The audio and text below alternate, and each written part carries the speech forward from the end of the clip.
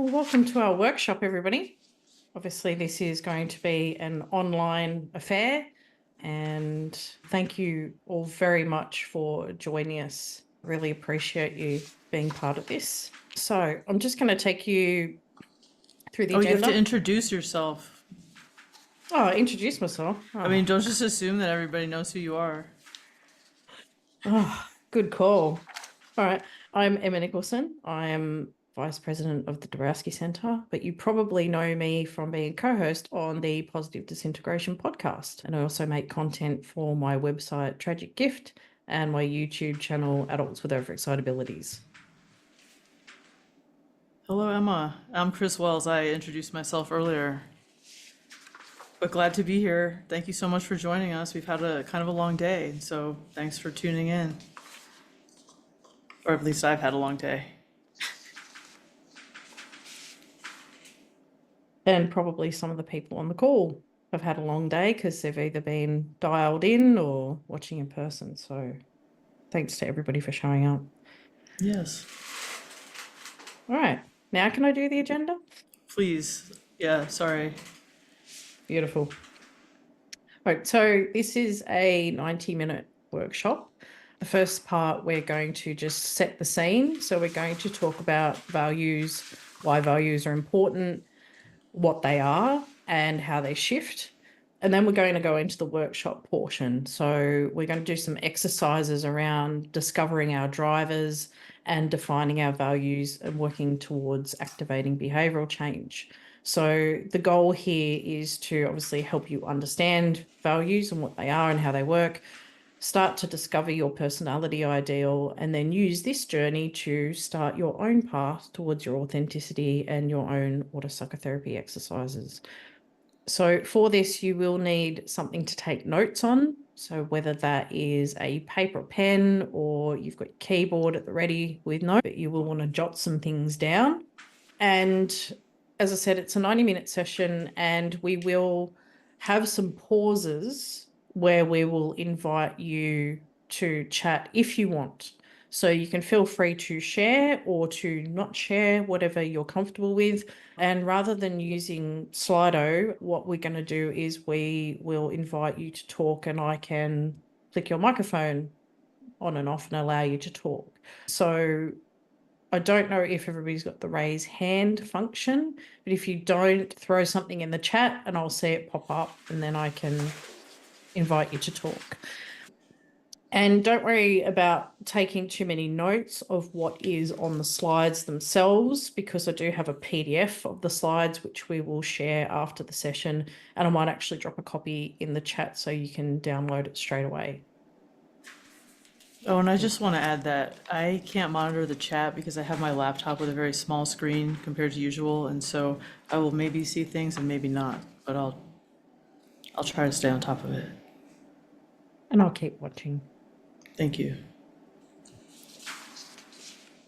So, Okay, so the place of values in the theory of positive disintegration. Values is an incredibly important part of the theory, and I'm not sure if that's common knowledge to everybody, but it's true. There's one place outside of the chain in books that I've mentioned that Dabrowski wrote with a pseudonym. There's one place where he actually talked about his own experiences in his own words. And these quotes that I've chosen for this slide come from this foreword from 1975 of a monograph that Michael Piechowski wrote. And in this foreword, he talks about his own experiences of overexcitabilities. But when you read it, one thing comes through. He uses the word values so many times. And as you can see, he described in his adolescence and youth having a distinct need to see values in hierarchical order. And then the juxtaposition of inhuman forces and inhuman humans with those who were sensitive, capable of sacrifice, courageous, gave a vivid panorama of a scale of values from the lowest to the highest. And then, here again appeared the problem of multi-levelness of social groups and of multi-levelness of social values. The distinction of levels, their organization and development became, for me, the key to answers I sought. So values are really at the heart of the difference between unilevel and multi-level disintegrations, but we'll get into that later. Let's go to the next slide. So this quote comes from an interview that Dabrowski did in 1979 called The Heroism of Sensitivity, which is amazing. And this quote comes from it, and to me, it beautifully captures the place of values in TPD. Creating new values is a fundamental part of development. When we grow, we start to have a different view of reality, and that leads us to reorder our value system. We create values by our self-observation, by our thinking, and by putting our ideals into practice. Discovering in ourselves higher levels of development, higher tendencies, and sensitivities, we simultaneously create them. I think that this is such a powerful quote. So that leads us to the next slide, which is, why are we doing this workshop? Why does this matter? Well, this is from Positive Disintegration. Realization of the complexities of both the internal and the external environment and of one's own hierarchy of values enables one to reach a higher level of integration through autopsychotherapy, not merely to return to the previous state. And this, I feel like we saw this today in sessions at the Congress, descriptions of lived experiences saying, that this self-discovery led them to, the growth that brought them to us today to talk about it. And so our values can lead to our autopsychotherapy. My gosh, Mike and Tosh just totally gave us, this example. It leads to growth. Yeah, absolutely. So it's kind of like the starting point, because if your autopsychotherapy is like a path or a journey, you've got to have almost like an inner compass to sort of point you about where that journey is going to go. Yes. So let's talk a little bit about what values are, because I think for a lot of us, they're sort of very unconscious or subconscious, and we don't really give them a lot of direct thought all the time. So values, our principles or standards that we want for our behavior, and those are driven by what we see as important in life. So I'm going to break this definition down a little bit, and then we'll continue to look at the components of this, because I think it's quite helpful for understanding.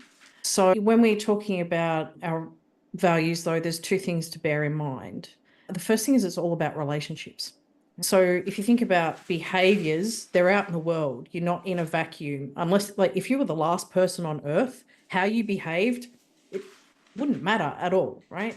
But values are about how we're behaving in our interpersonal relationships. So it encompasses everything, about how we think and feel and act towards others and ourselves. And the second thing to note is that they can come from internal sources, so within us, or external sources. If you think about it, we actually learn a lot of values from observing other people's behavior. We see what we do and we don't want to replicate. And so that's also an important thing to remember about values, is they can come from within us, but we can get them from other sources. So I'm going to break down that definition of values now a little bit further in a visualization I like to call the value stack. So if values are standards, right, and they inform our behaviors, you can see behaviors at the top coming from the values. They're also driven by what we see as important in life. So the important things to us at the bottom of the stack are our beliefs, so everything we feel and know about the world, and our priorities. So out of those things that are in our life, what are the most important? And that's all happening internally. And then our values almost take what's in our inner world and operationalize it out into the external world. So informing how, again, we're going to interact with other people. And all of that, when you think about it, really informs our identity, because everything we think, feel, believe, what we think is important, how we want to act, all gives us a sense of self. So when we get to that disintegration moment, you can understand how that can all start falling apart. So I just want to look at those components individually. So when we talk about beliefs at the very bottom of the stack, we're talking about everything we know, think, and feel about the world, about ourselves, and about others, right? It's basically our experience of being a human in the world. And B has just asked a question, do we have a reference for the value stack? No, this is unfortunately my own model. So I'm the That's reference to not that. But unfortunate. yeah, well, but the definition of values is the literal dictionary definition of what a values is. And so I visualize that out into the stack. So our beliefs, again, are everything that we know. And if you like take, for example, a roller coaster, right? You and I could go on the same roller coaster at exactly the same time, right? It's the same experience. However, how we think and feel about that might be vastly different. So I might think it's the best thing in the world, and you might find it terrifying. So people can go through the same experiences and have vastly different outcomes. Like Dabrowski witnessed when he was going through wartime and wondered how people got different outcomes from the same experience. And then when we talk about our priorities, these are all the things, ideas, and people that we feel are important. So it's a qualitative understanding of our different experiences and comparing them to each other.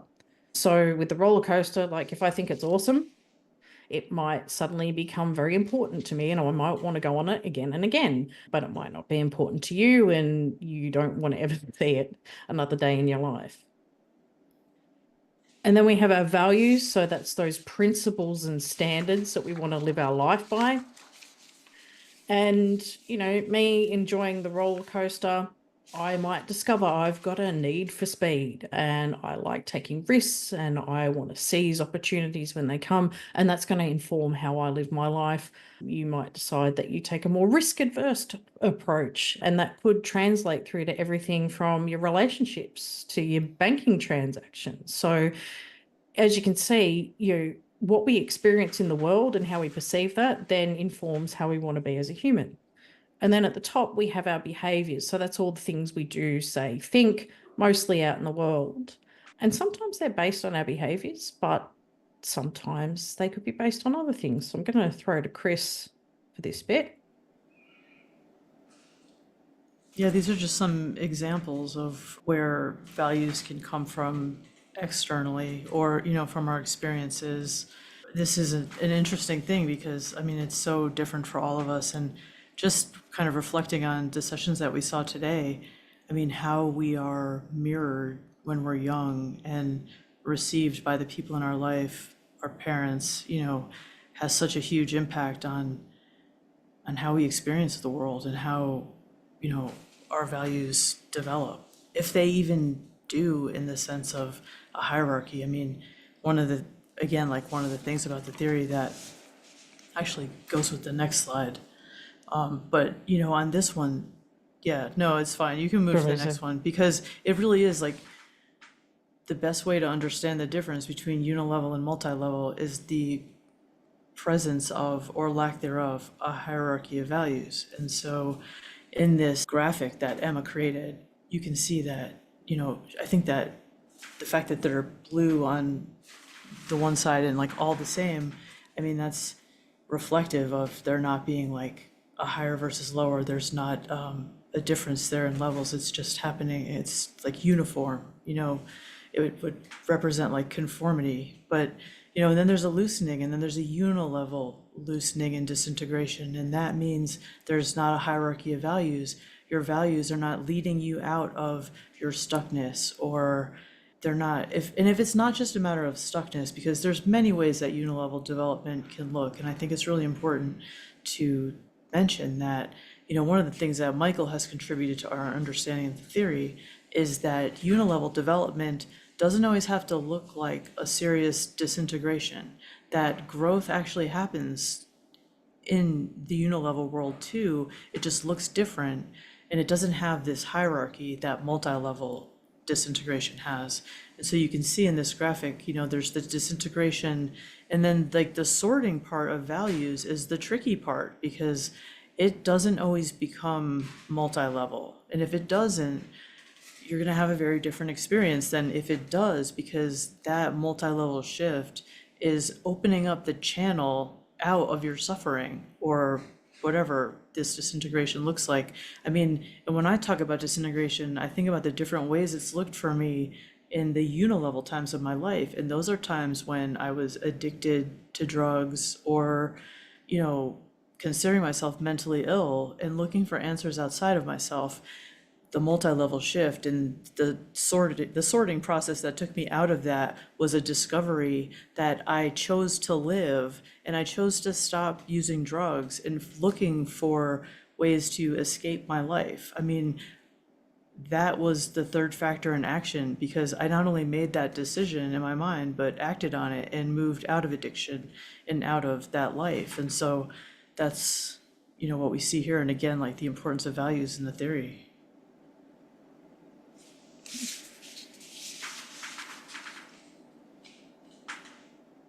So I thought we'd just talk about what might cause that loosening, or just some examples about what might cause the loosening. And Chris, you might have a bit more to say on this, but any of the things that you can see on the screen can cause wobbles, whether or not it's just there's friction between, what you perceive your values to be and the fact that you're not walking your talk. So maybe you've got some other influence in your life that's, changing your behavior, like peer pressure or something else, or even down to like a crisis which shakes your very beliefs. Any sort of movement there can cause that loosening in your values. Chris, do you want to add anything to that? Well, I just think, again, we could point to what we heard today in other sessions as examples of this. I mean, Eric talked about it.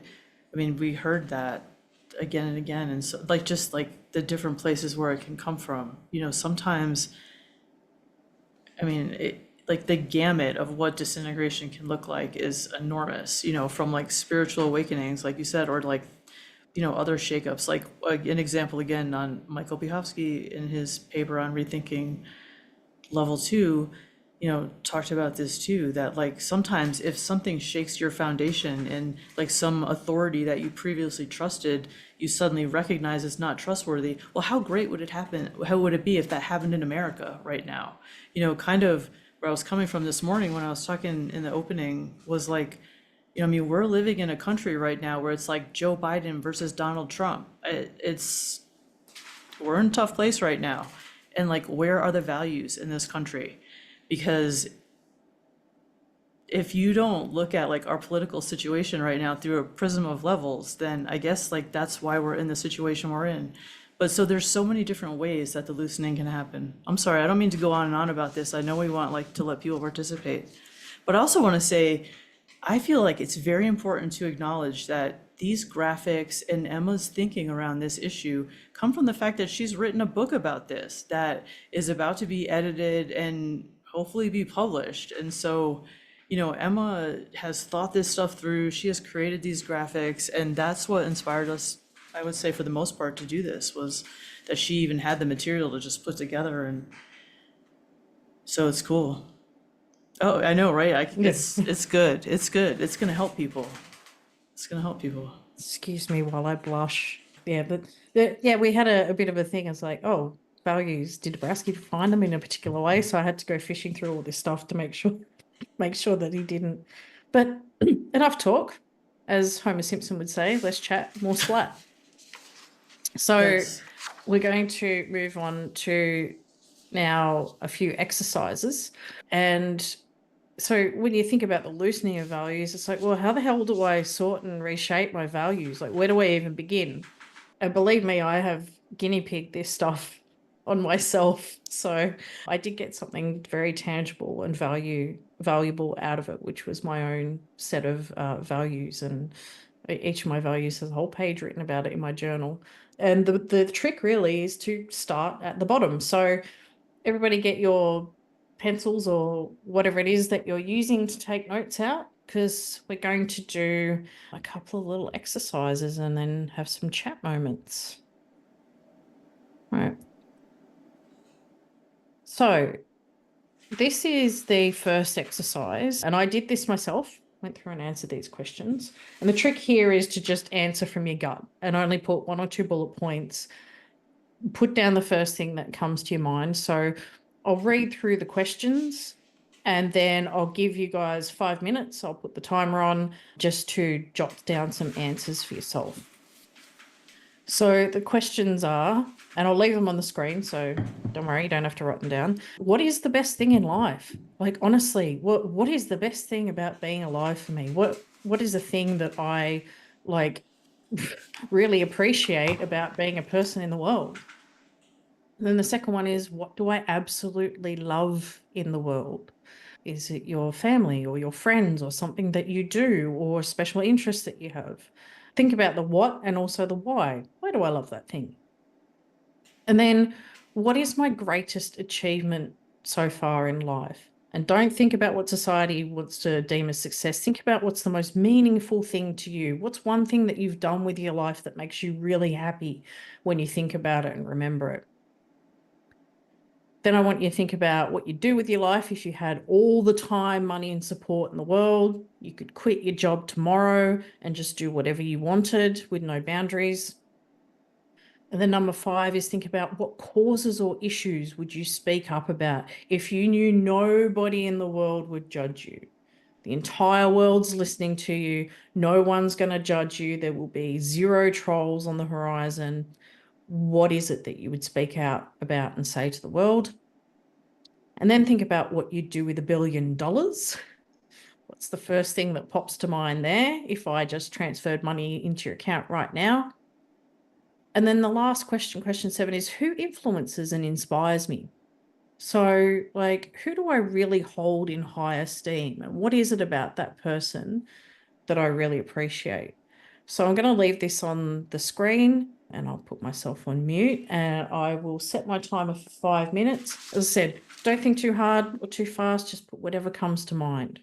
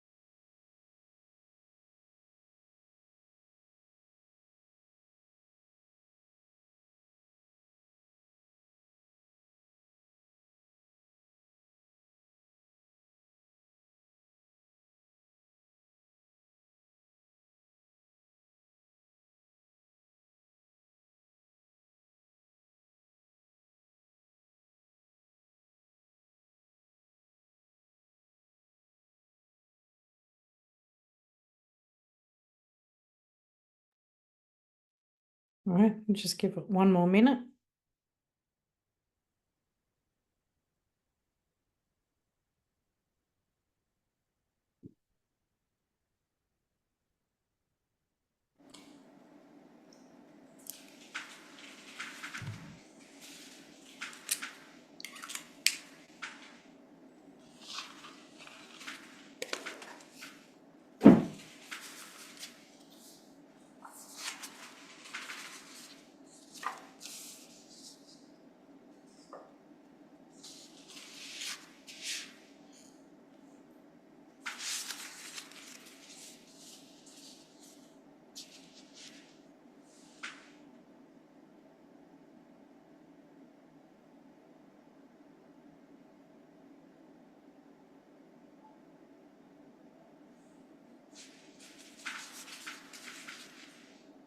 All righty.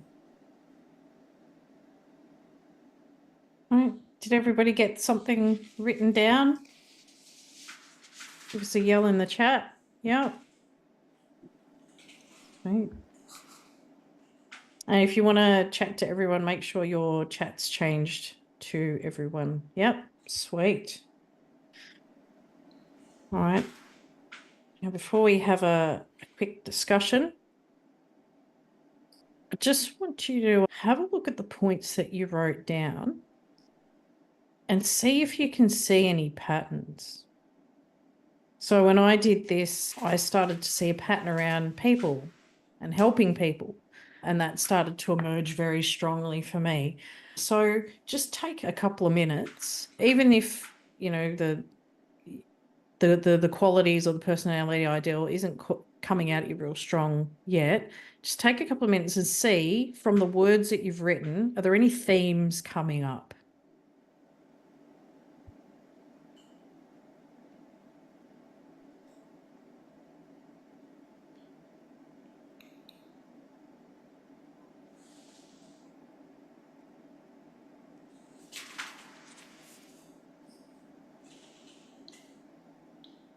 And I have to say, Chris, while everybody else is doing this, I actually, when I did this, it surprised me. It wasn't what I thought it would be. So when Kate and Tracy were talking about sometimes there's things about yourself that you don't see, sometimes it takes exercises like this to really kind of draw it out for yourself. It's true. And sometimes even when you see the patterns, it's not enough to help you change it, sadly. That's But right. sorry, that's not to be depressing. No, but we're working on that bit a little I bit mean, even later. today, I have been picking my cuticles, which is a habit that I do not have in my daily life anymore. But I'm like, oh, here I am with I had to break out a Band-Aid while we were at DU because my finger was bleeding. And so, yeah, And that's when we talk about behaviors not always coming from your self-defined values. Sometimes we go back to habits, and you know, even I'm guilty of going back to trauma responses, habits, mistakes. But I think the more you think about who you want to be, it's a lot easier to sort of navigate it with an inner compass. agreed. I can't wait to get to the chat bit now. I'm curious as to what everyone found. I know, I'm so curious. So I'll give it one more minute.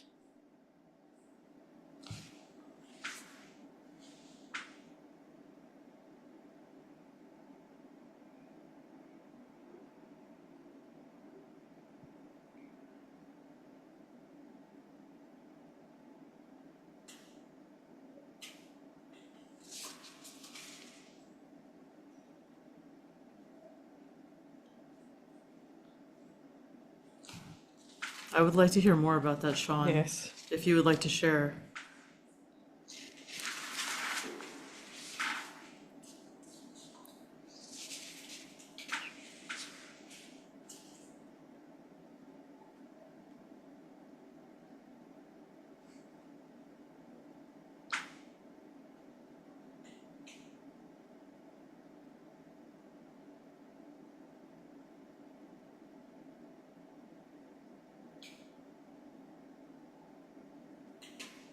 There's interesting stuff happening out the window of this house. You're staying with Sorry. B. I'm not surprised. Yeah, it's interesting. Not like my house in the suburbs.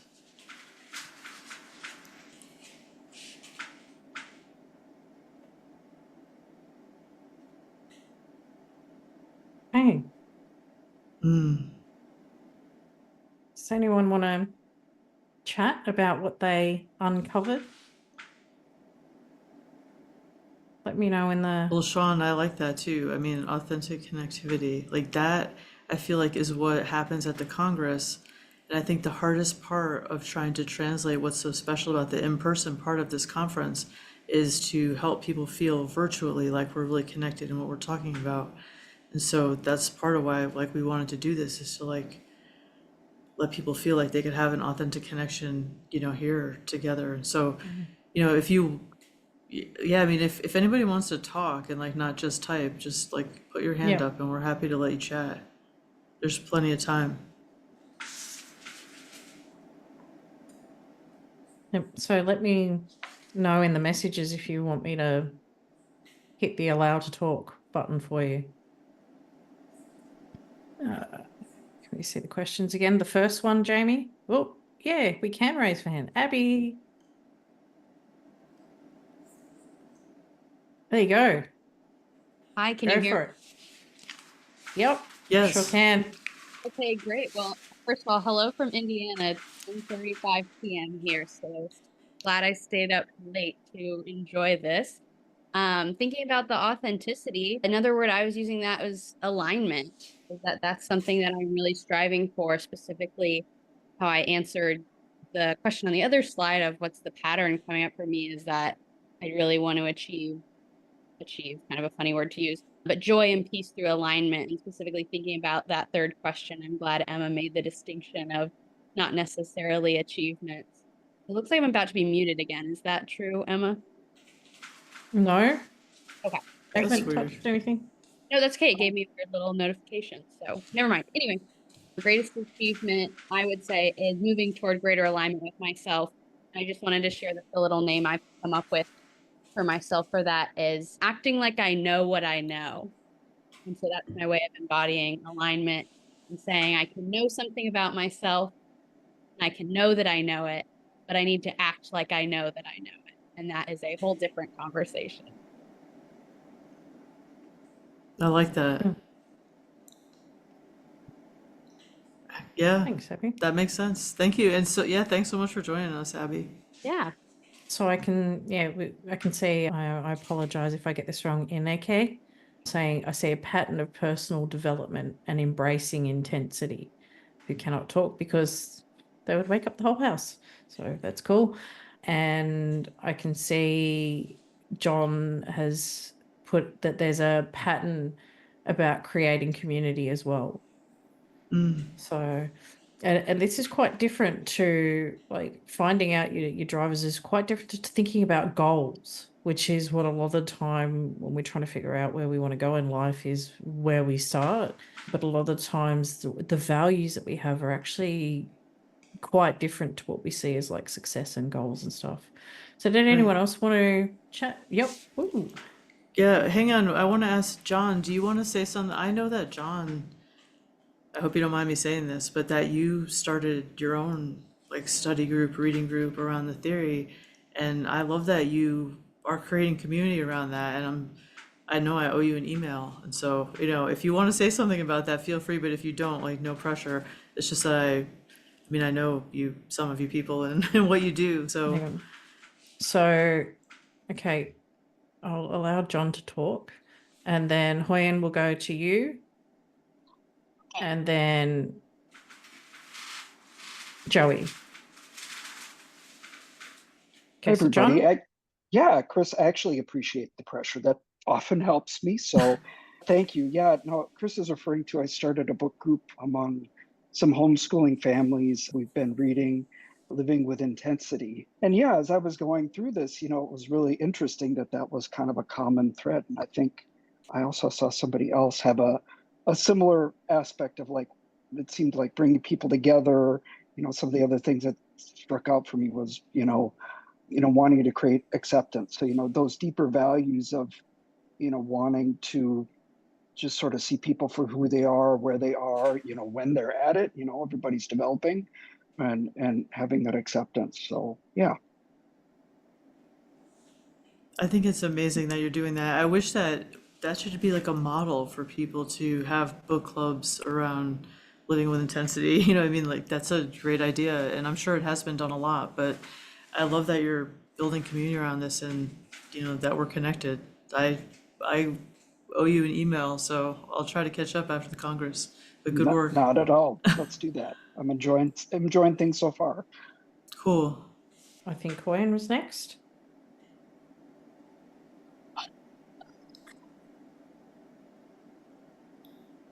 Okay, go ahead. Okay, so I'm, I don't know, like it's late here, and I was like a little like I couldn't really thinking specific things, but I started like writing, making, and then I had like a whole bunch of stuff of like connections, space, things, value, function, beauty, meaning, like sense, life, transformation, like out of almost nothing. So kind of like I had this like beginning of making and then out of nothing, but there's a combat in between.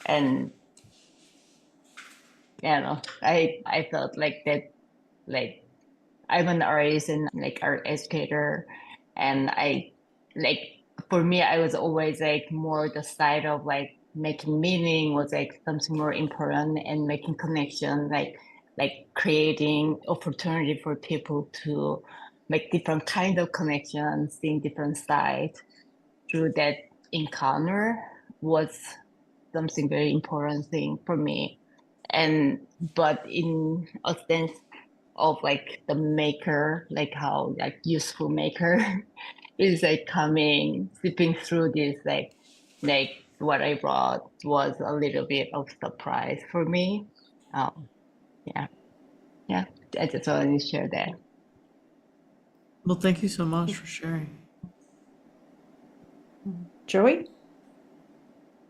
Hello.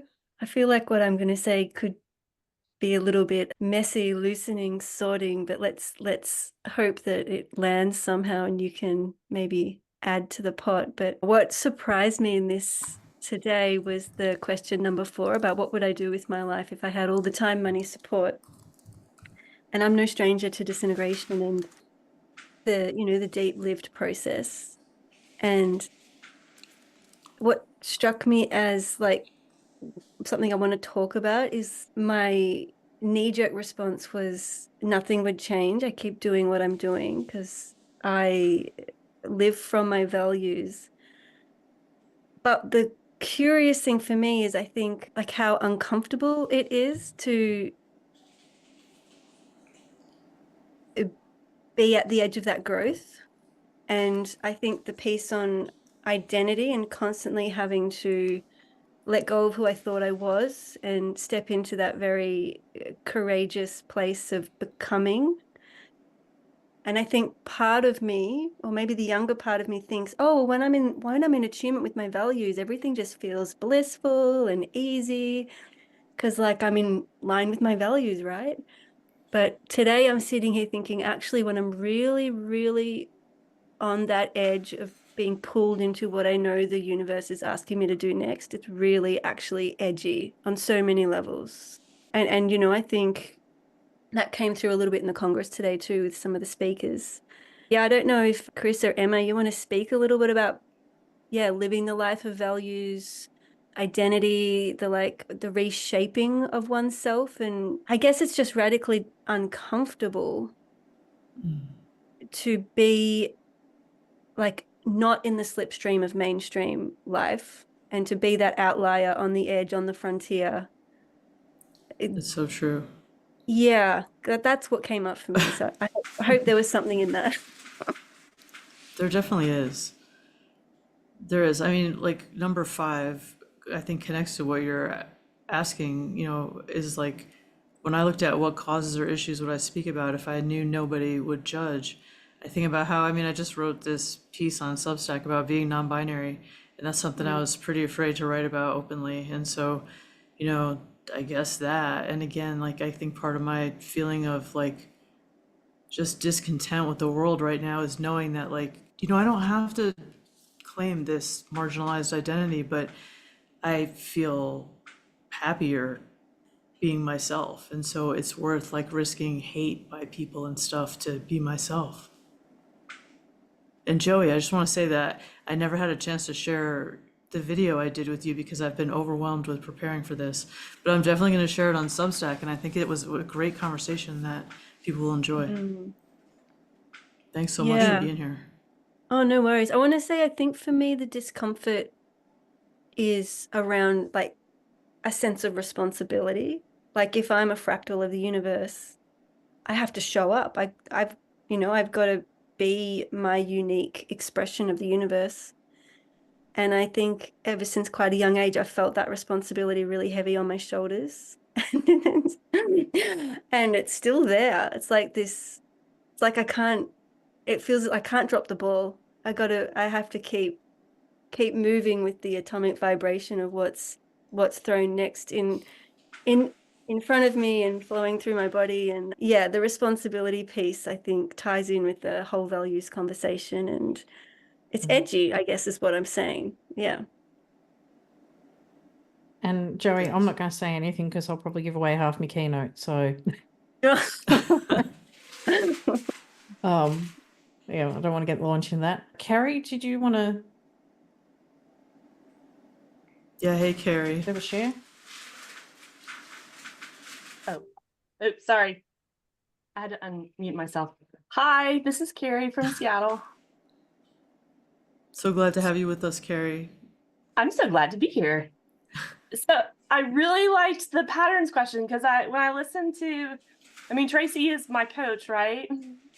That's right. This pattern question, this workshop is super interesting. So I answered all the questions, and then can you see patterns? It's just, it's so funny.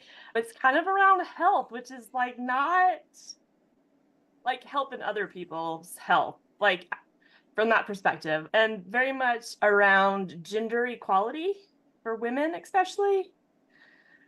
So yeah, I like the can you see patterns because if you would have just asked me that yesterday, I would have been like, oh, I want to be an entrepreneur and want to run my own company, blah, blah. But after this exercise, it's super interesting. Yeah. Yeah, when Tracy and Kate were talking earlier, I was like, I wonder if I read my journal, if I ever would see a pattern, but I didn't have to. Emma had the exercise for us. That's right. But yeah, so what qualities do you really want to have? I kind of, 746, and I think it's, for me, just really coming into who I am and having more of a louder voice, or having a louder voice and speaking up when it comes to injustices and stuff like that. So I'm getting there. Nice.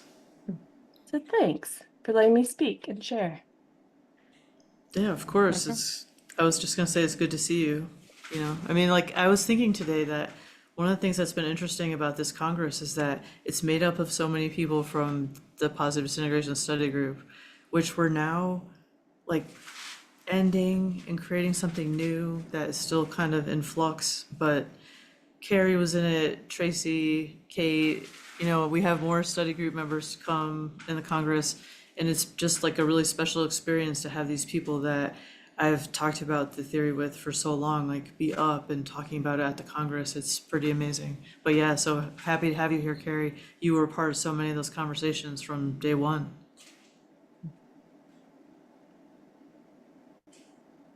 I think Liz has got a hand up.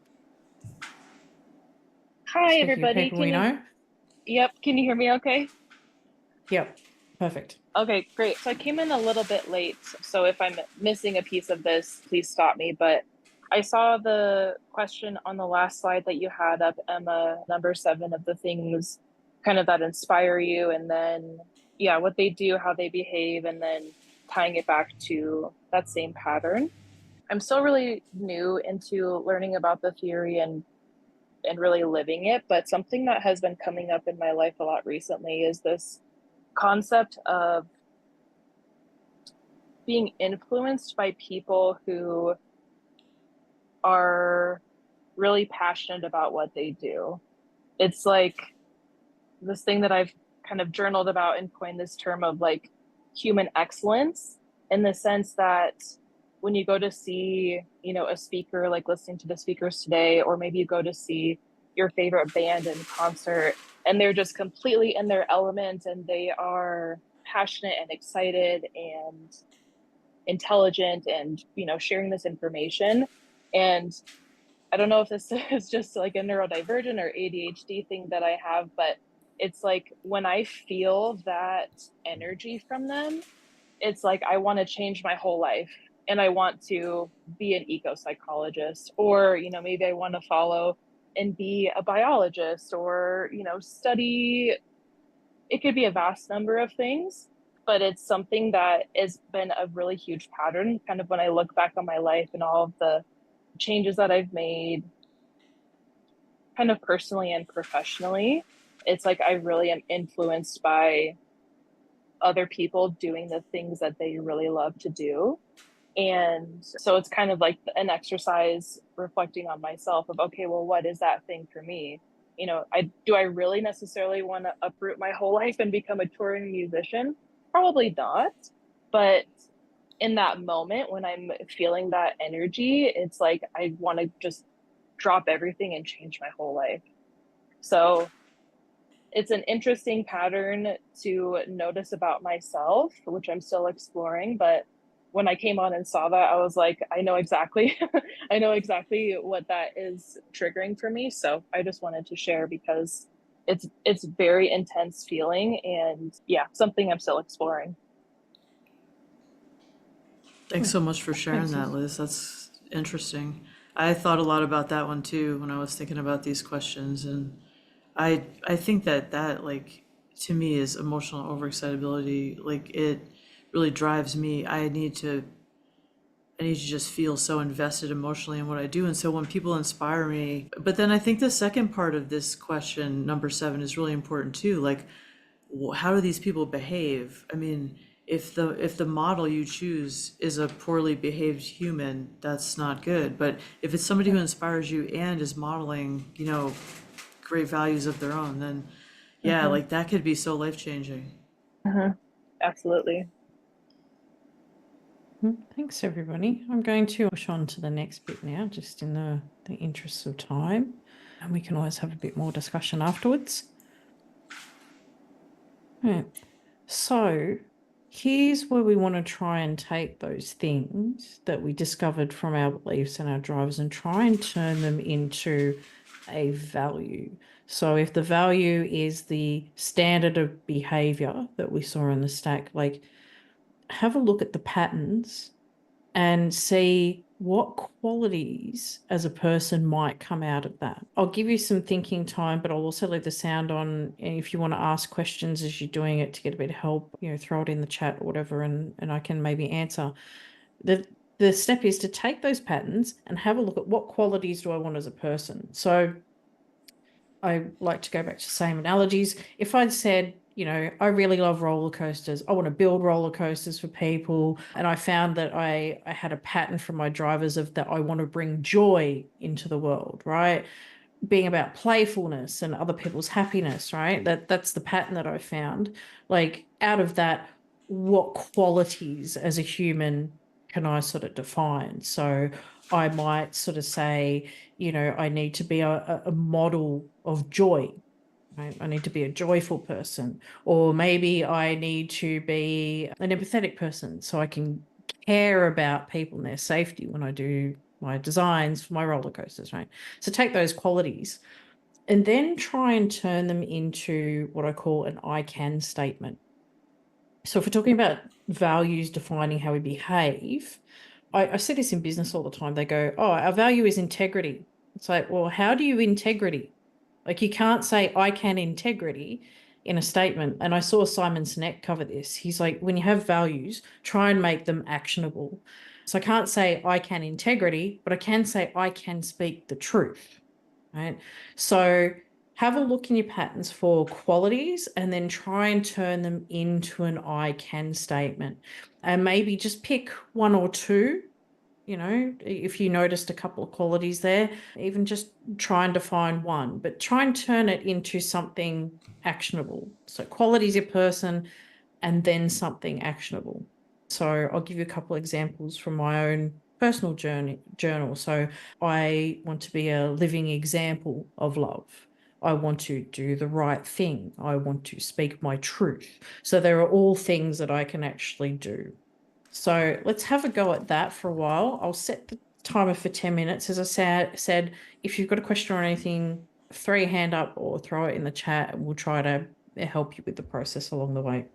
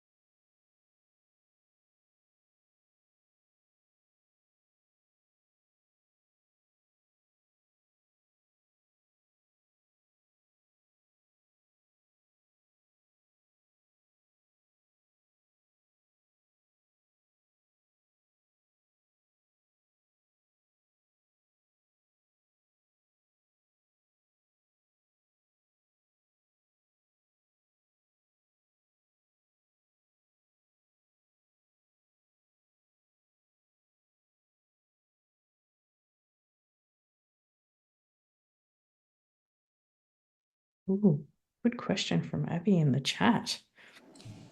What's the value or purpose in articulating your personality ideal? Do you want me to go That's a good first? question. Go ahead. For me, it's really, this is given a bit away from my keynote, but it's probably an important one that I want to call back to anyway to this workshop. But it's about defining your inner compass. Dabrowski talks consistently about figuring out who you ought to be. So by defining that personality ideal, it gives us a direction. So we end up with a hierarchy of values. This is all about defining direction. And he said that one of the higher dynamisms for more developed personalities was being driven by the personality ideal. So that model of what you want it to look like, and then refining that and putting work into it so you can drive towards it. And for me, it's important because, you know, when we talk about the other dynamisms, which are a little bit more uncomfortable, they're not pleasant. You don't want to spend the rest of your life running from the darkness. You want to be heading towards the light instead. So personality ideal, who I really want to be, who I really ought to be, is quite important for not only navigating your way out of disintegration in the first place, but continuing the work on yourself and knowing that you're rowing your boat in the right direction.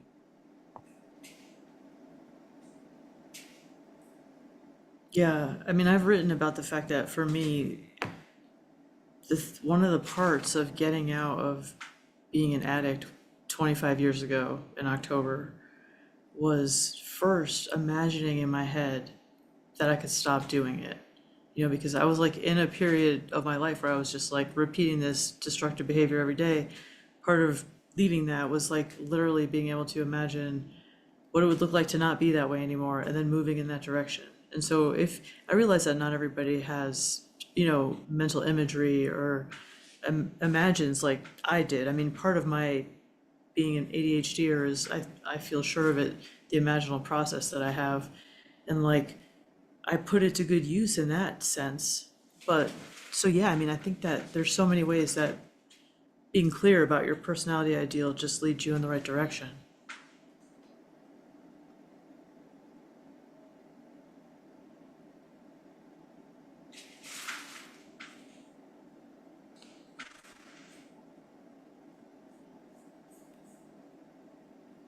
I feel like I should catch up with the chat. Can you see Susanna's question? No, hang on. Oh, okay. I mean, you could always write, or you could bring it up. I mean, geez, we still have a half hour. Feel free. Because I mean, I would love to hear it. I mean, I think that we don't do enough kind of pushing back on the theory and playing with it. So please, Susanna, feel free.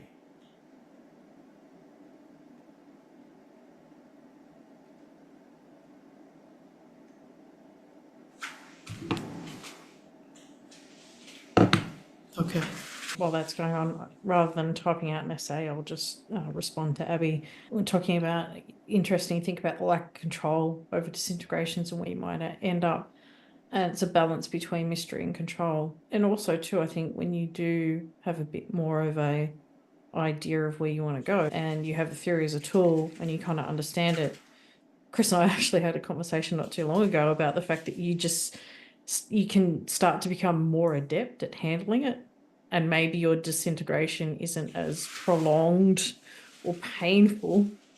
You know, there's nothing to say, nothing will shake your world up ever again. But once you have the tools and you become more competent at using them, you can navigate it a bit more. I don't want to say the word easily, but a bit more adeptly, a bit more practiced. Yeah. Susanna, you good? I'm here. Can you hear me? Yes. We can. Welcome. Yay! You're on the air, caller. So, hi, yeah. Calling in live from Los Angeles. It's Susanna like iguana. So my two my two questions are, and I know these are kind of big, so I'll defer to your judgment in terms of airtime. One is, first of all, when we talk about compass and values and driving the personality ideal, one of the places I go is which self? Because we're multiple. So I have an entire pantheon of selves with different values, different drivers, and some of them drive the bus at some times and some at others. So, and I'm trained in IFS in parts, and that's part of the vocabulary I bring to this. So I think that's a piece that makes the inner compass more complicated that I don't hear get talked about enough, which is one reason I appreciated Eric's take. The second is, what about when you're, I kind of agree with some folks that say that the theory of positive disintegration is very individualistic. The fact is that we are a highly social species. We create and co-create meaning and identity in community. We can't get away from that. So while I certainly value my values and have worked with them for a long time and appreciate the importance of having a compass, what about if your values just don't align with the community? You don't have a way to embody those values. You get thwarted and punished repeatedly for living those. That's been part of my experience as a values-driven person since childhood.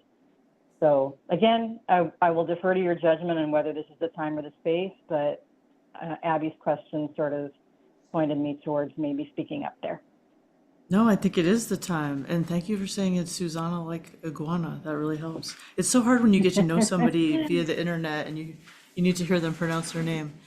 But so for the first part, I would say I totally agree. And like, while I'm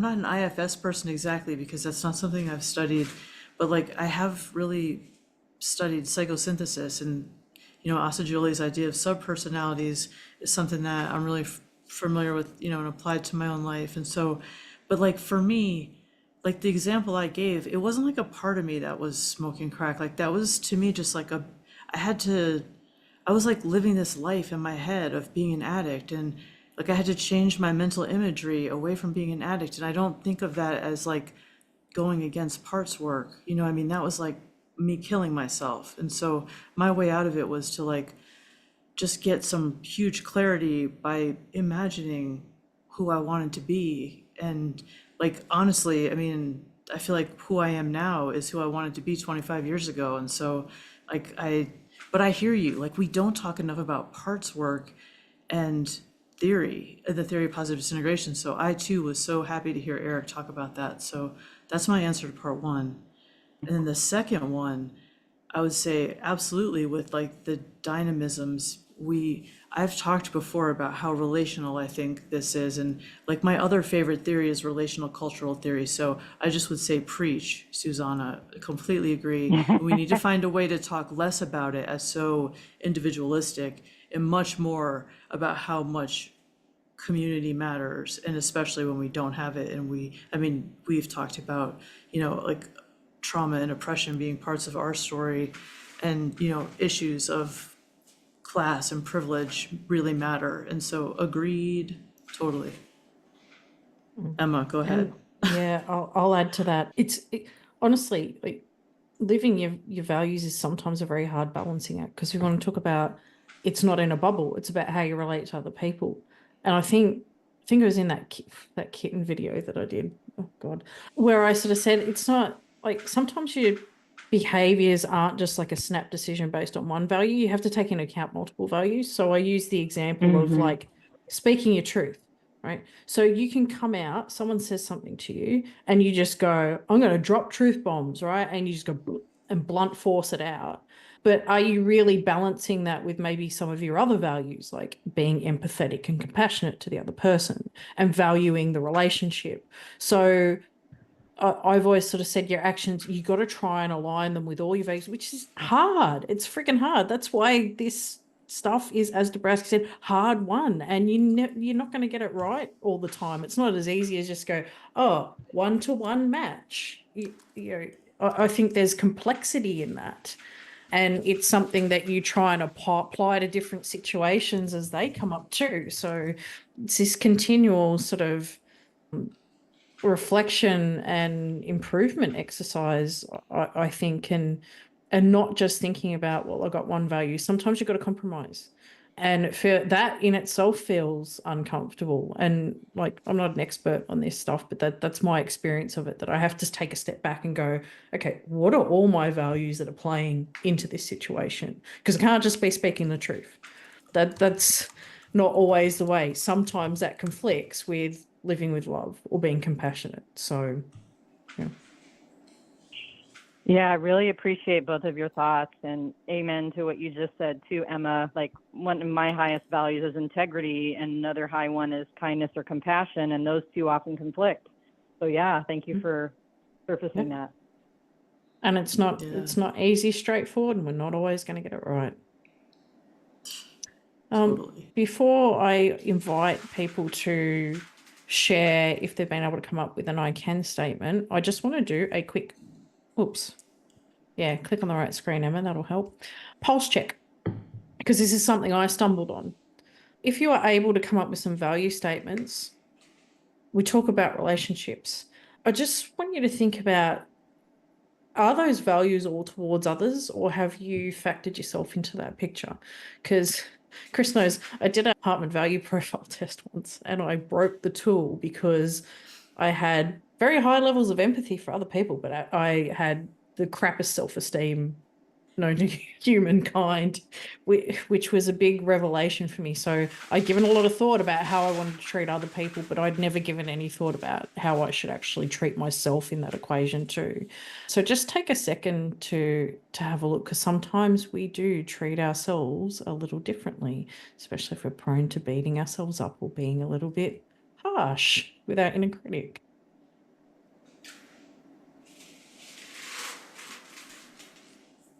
And with that thought, I might throw the floor open again. Why not?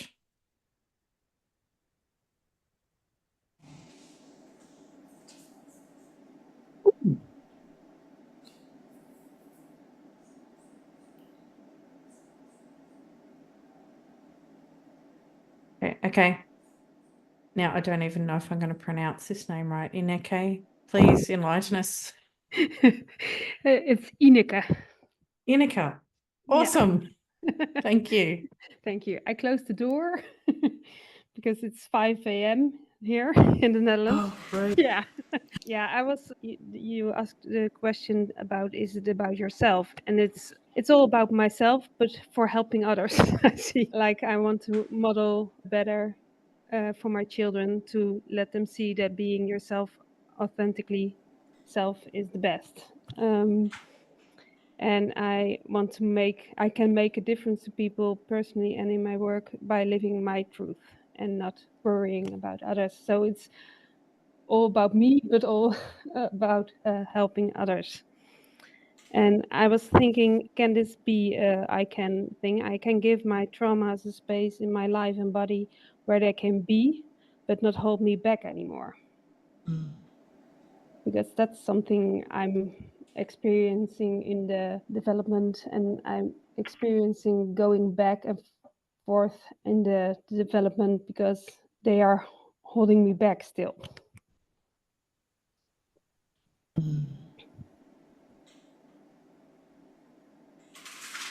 Thanks so much for joining us Yeah. so early in the morning, and being able to articulate your thoughts so well. Like, I have to say, if it was me at 5 a.m. But yes, thank you so much for sharing that. Yeah, I really wanted to be with this part, so I'm up. It started at 9:30 in the evening, so I'm going to sleep after this. I don't have to Wow. work tomorrow, so Nice. Thankfully. Joey, you're still able to talk? Yeah, I'm on lunchtime with you, Emma. Yep. Yeah, this is, I think, really rich. I've been thinking a lot recently about whether I speak from the center of myself or whether I'm speaking from other people. And I guess falling into old habits of fawning or people pleasing. And I think what has become, well, really my life work, if I'm honest, but this idea of really honoring the truth of what my neurology is telling me, and actually my body tells me when to speak up. And if I'm aware that that will be difficult or confronting or challenging for the listener, I've had to learn how to speak from my vulnerability and be really sensitive to how it's received, but to also open up curiosity for how it's landing for them, so it can become a two-way, reciprocated, healing, open conversation. So it's honoring the truth of what I'm sensing and feeling, but also allowing space for the outer world to also let me know what they're sensing and feeling. And it's come up a little bit just in my world. Like, I was talking to a young guy, super existential, very excitables, all of that. And he's dating. And, he was just really ruminating, like couldn't sleep, highly anxious about this new girl he was dating and unsure about. And I feel like these are the kind of day-to-day examples where I sort of said to him, your body is losing sleep over this. Like, your neurology is telling you this is important to you, and it's important that you speak up and advocate for yourself, that there's information you need to sleep at night. And it's totally okay that you have that conversation with this girl, and it can be done in a really gentle, friendly, compassionate way. And I think shifting that narrative around it's okay to listen to the body and speak up is like where I would like to see the world headed. And that, honoring of all of our differences. That another example was a sporting movie made locally, and one of my friends who's gay just said, like, women were completely overlooked in the entire movie, and it was just, she was infuriated, and it was just everything about it felt so wrong, but she didn't want to hurt his feelings and da-da-da-da-da. And I was having a chat with her, and I said a really similar thing. I was like, it's really important for you, like this is affecting your body, I can tell. And she's like, yeah. I'm like, if we're all here with our own neurodiversity and our own way of seeing and feeling the world, how is that movie maker ever going to know that he may have totally accidentally overlooked an entire gender if no one tells him, because they're worried about hurting his feelings, and they were good friends? And anyway, so she went and had the uncomfortable conversation of you know, about how she felt about the movie and the lack of female representation. And I think they're rich places for us all to grow collectively, I think and it's not easy. Like they're vulnerable conversations. And I think there's a whole skill set for us to work on as a community, maybe a workshop. That would be a great one. Mm. Yes. I mean, we heard about that today too, just like tuning into like what your body is telling you is just so critical. I mean, if you're disconnected from it, it's the source of so much heartache and hardship. Yeah. Yeah. Yeah. Thanks, Joey. Yeah. Thanks. And Abby's just said what she really appreciates about TPD is the space for all our different value sets, personality ideals, stories, and ways of being to coexist. Just because one of us wants to take better care of others doesn't mean the person who needs to take better care of themselves is wrong, and we're all on our own journeys that look vastly different. At the same time, we find common ground and shared language in the theory, how meaningful to be held and free in our similarities and our differences. Oh yeah. Yes, love that. Definitely. Yeah, and thanks to CMM Institute, one of our sponsors. I mean, I like just your comment here in the chat, Abby, just reminds me of our episode, and just like it's so true that once we have this shared, once we have the language for what's happening, wow, it just shows you like, I don't know. Does anyone else want to say something before we move on to the last bit? Sure.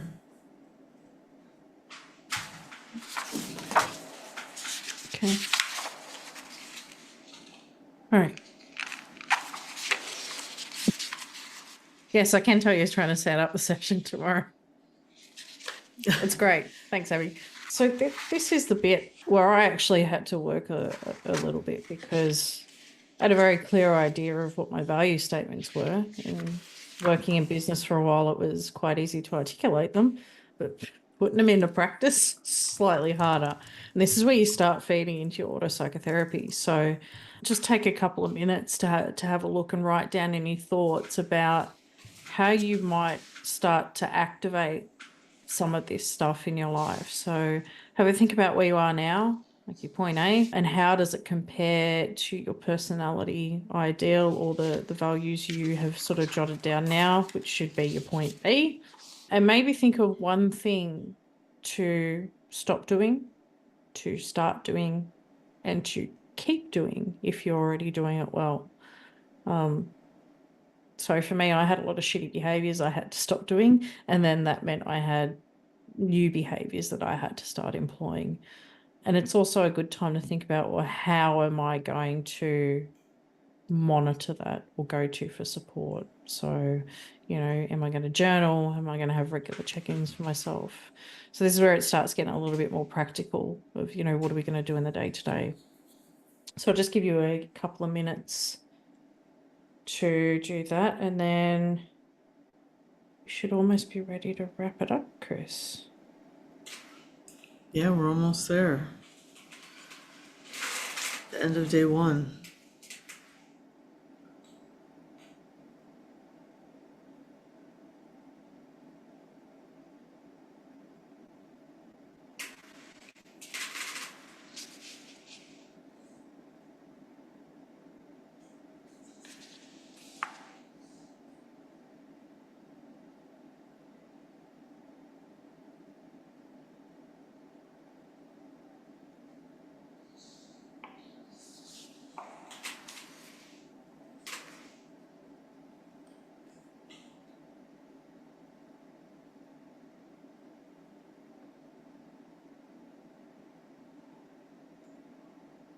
Chris, I don't know if you want to maybe talk about the generalized, like the will stuff, while people are having to think about stop, start, Pete. I feel like I didn't hear what you said clearly. The will. Oh, yeah, dude, I don't know that there's like even I'm not sure if I have enough left in me to talk about the will, but this is something I learned with Michael. And yeah, go ahead if you feel up for it. Yeah, I can do it. I gotcha. I know it's been a long day for you. Yeah, I mean, I can't talk about the will now. Sorry. Yeah, that's all right. Just Chris and I talked about some will exercises, and this isn't maybe specifically moving towards new behaviors, so like your stop, start, and keep.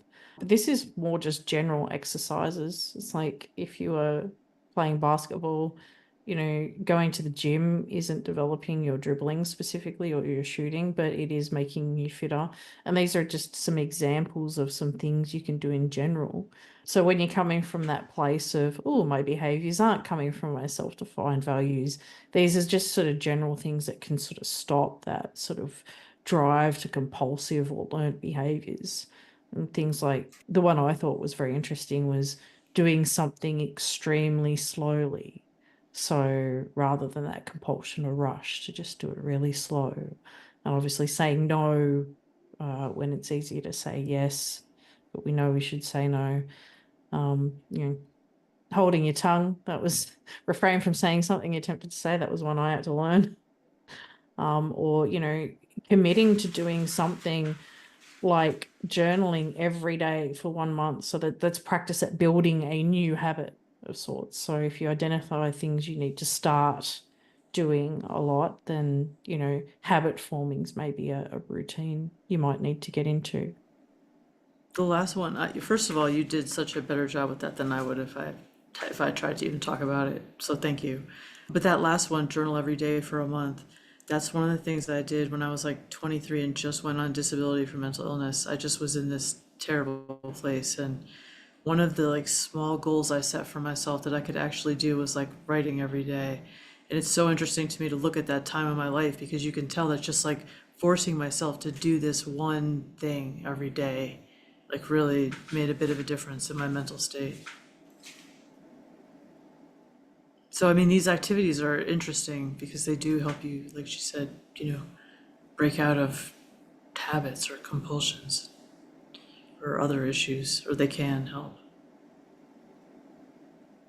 But that's the behavior part, like the action part. When you think about like your values driving you and helping move you in a new direction, it's not just the thinking about them, it's the action part and the behavior, and that's often the hard part. Yeah, it's that it's really trying to figure out like what's the most effective way to get from that point A to that point B, and sometimes that is like sort of breaking compulsions and figuring out new ways to behave. But the behavior part's really the sticky part, honestly. It is.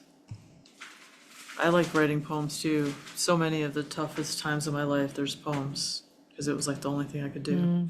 Yeah, recording or talk text. That's a really good point, Liz, because it's not just for, maybe it's easier for you to do rather than writing, but like I think as an accessibility exercise, I talk about writing stuff down because I'm a writing person, but yeah, definitely like doing voice recordings is also a completely valid way to do this. Talk to text, even videoing yourself, like, which is hard to watch sometimes, but you can actually get a lot from seeing your own emotions and facial expressions as well as you're doing this. So very good point. So in the last sort of 5 minutes that we've got, does anyone have anything else they kind of wanted to bring up or ask or chat about?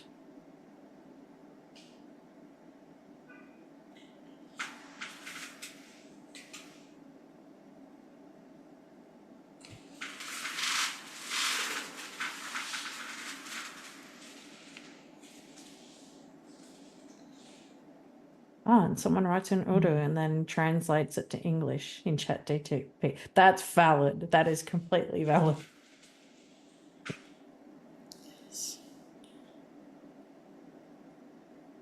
I'm reading so slowly. Share it with your therapist. That is an action. That is totally an action. Thanks for activating part and strengthening will. Yeah, holding yourself accountable to new activities is hard. It is hard. It's hard. It's so hard. Oh, thank you. Oh, thanks, John. That's so, yeah, wow.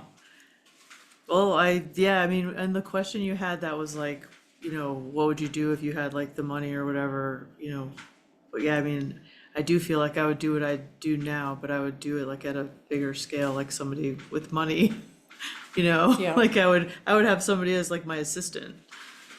That would be amazing. That would be a dream. So, but no, thank you all for being here. I would definitely quit work and do nothing but podcasting for sure. And particularly when I know it makes people laugh and cry. That's like so good. It's amazing. Well, we appreciate everyone. I mean, this really drives us to know that it matters to people. So thank you. And oh, and yes, your homework. yeah. So don't forget, this doesn't stop today. Take your values home, keep fleshing your stuff out. I'm going to drop a PDF of this in the chat right now, actually. And if I could give you one hint, like my journal with my values, I can't tell you how many times I have literally gone back and reread them and learnt them until I don't have to carry my journal around with me. Like they are stuck in my head, because that's really the one way that you are going to end up putting this out in the world. Oh yes, someone loves my t-shirt. Awesome. Thanks, Liz. Thank you all for being here. This has been an amazing first day. So thanks for being here with us. It's amazing. It's already exceeded my expectations. So thanks. How do I upload a file? Oh, are you having trouble? Yeah. Oh, yeah, it's not like personal Zoom, I guess, where you can just stick it in there. I know. But maybe we could send it out as an email or something. Yes. Or pop it on the website. We'll get it to you somehow. right, we'll I'll get it figure it to you. out. We'll figure it out. All right. Well, thanks everybody for being here. Yay. We'll see you tomorrow. Tomorrow will be another. Well, actually, Emma will be back in a couple of hours. in just a few hours. That's right. Sorry, Yeah. and we're doing a terrible job of transitioning, because we should be saying yes. Be back at midnight our time for the next session. Yeah. That's true. So if you are in Europe or Australia, it will be at a reasonable awake time for you. So there's quite a few good international speakers that are coming up in a couple of hours. I think 2 hours. Maybe 2.5 my time. Oh, yeah, 2.5. All right. 2.5 here. Oh, Well, you no, I too. have to It's log 2.5, back in. yeah. You have to log back out. Yeah, but so good luck with the sessions tonight, and I can't wait to see them on video. I know they're going to be great. Thanks. And Abby, good luck tomorrow. And Katie was on here too, if she still is. Good luck to everybody who still has to present. I'm psyched to be done with this workshop. Woo! Yes. It's been hanging over my head.